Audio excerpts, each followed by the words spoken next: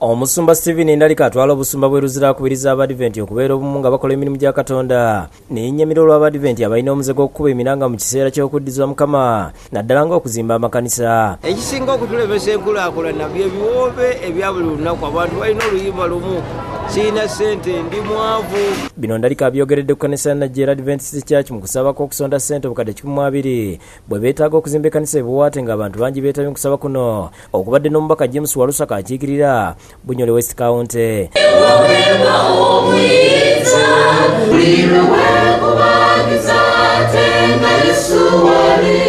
Omusumba Ndalika agambye nti abadiventi bwe bataakumye bukodo ne bayiga okujjumbira okuwaayo mu bintu bya Katonda si bakugaggawala era n'abasaba okukwasiza awamu mu mulimu guno. Tekyetaagisa kubanga olina kinene, wabula guba mutima Katonda gwakukozeemu kubanga naye yagabira ensi. Vincent Kasozi akulira Banga Fee Company Limited akubiriza abadiventi naddala abavubuka okwetandikirawo emirimu bave mu kukozesebwa basobole okwekulaakulanya n'eddiini yaabwe okutwaliza awamu. Abantu bateekwa okuva mu kukozesebwa beekozese nga ffe ffennyini bwe tuli olwaleero.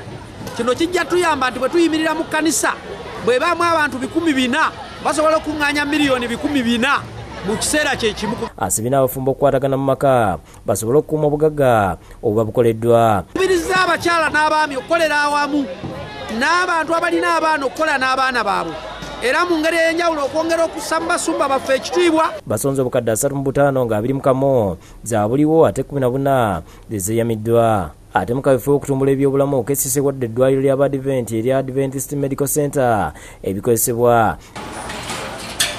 bibaweereddwa oluvannyuma lw'akulira KCC Jennifer Musi okulambula embeera y'eddwaliro lino n'asanga ng'ebikozesebwa ebimu ng'ebitanda n'obutimba biri mu mbeera mbi bw'ati n'asuubiza okubawa ebipya nga bikwasiddwa abakulira eddwaliro lino era ne babisabira.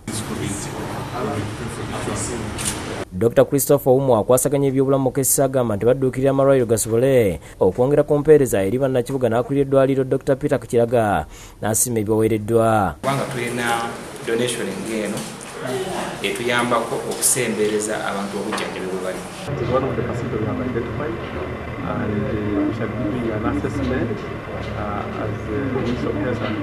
Ate abantu bakubiriziddwa okwekolera okwejja mu bwavu era n'okusiima abalala byaba bakoze. Bino byogedde omusumba Sam Kisembo w'ekkanisa ya Mutungo Community Presbyterian Church Go Kitiko ku Lwentebe babadde mu kusaba kw'okusiibulirako abagenyi baabwe 14 abaavudde mu Bungereza. Mukole nnyo, tukole tuyambe abantu bonna abatayina tusobole okudaabulira ensi yaffe tuve mu bwavu.